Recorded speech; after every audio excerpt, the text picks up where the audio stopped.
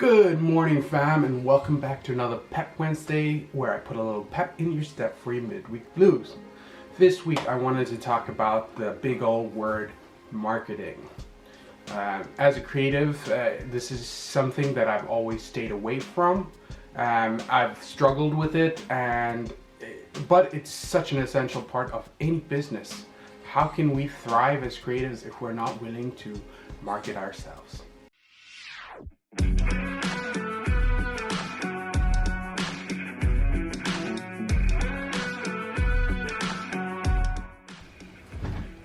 Like I said, I am no expert in marketing. In fact, it's an area I've always struggled with as a creative. I've had this dichotomy of, am I selling out? But then at the same time, how do I make a living if I'm not able to market myself?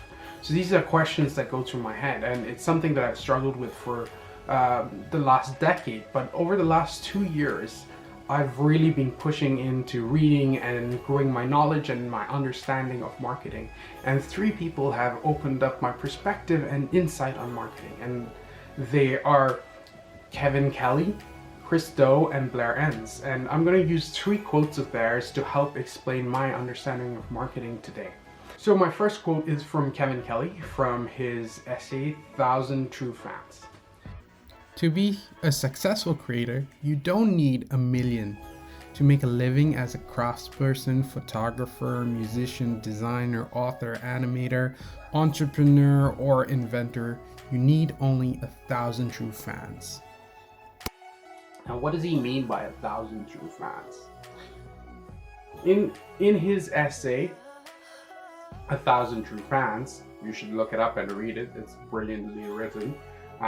He alludes to the fact that 1,000 true fans is that core base, that tribe that falls in love with your work and is willing to drive 200 miles across the country to come see your work or to buy your stuff as soon as you drop it in on your website. They're those people who really love you. They're the patrons of today, and they're your hardcore fans.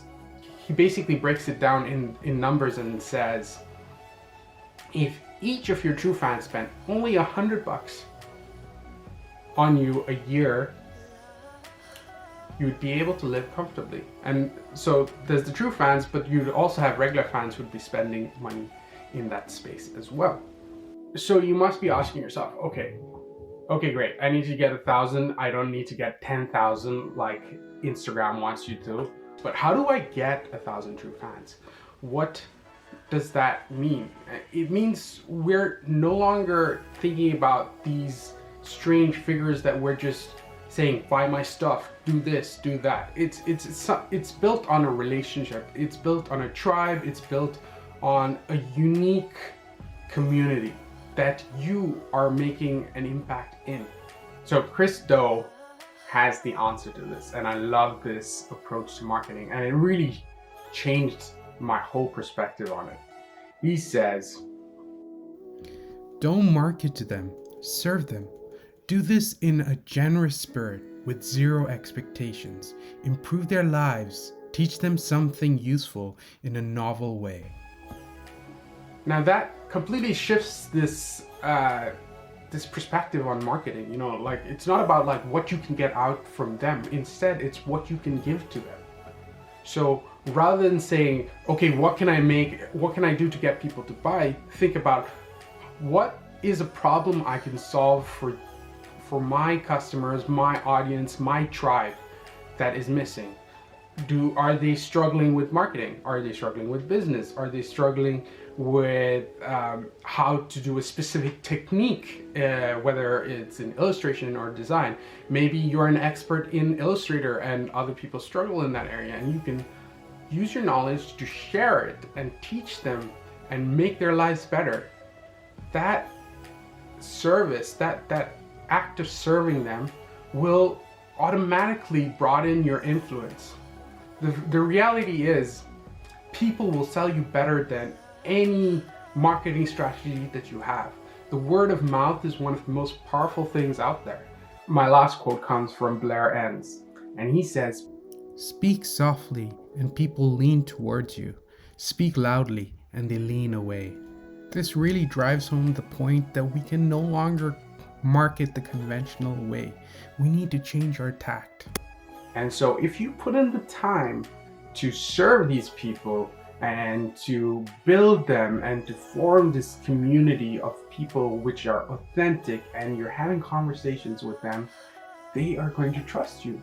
They will want to support you. Rather than you asking for something, they would be willing to give it before you even ask. So my conclusion from these 3 points on marketing comes down to this simple thought. The more vulnerable, the more truthful you are with your audience, the more impactful your work will be. If you want to grow your influence, if you want to become an authority, you need to serve your community and share your knowledge. So that's it for this week. I hope you found this helpful, at least in switching your perspective on marketing and approaching it from a completely different angle. Thank you all, and I will see you in the next video. Bye.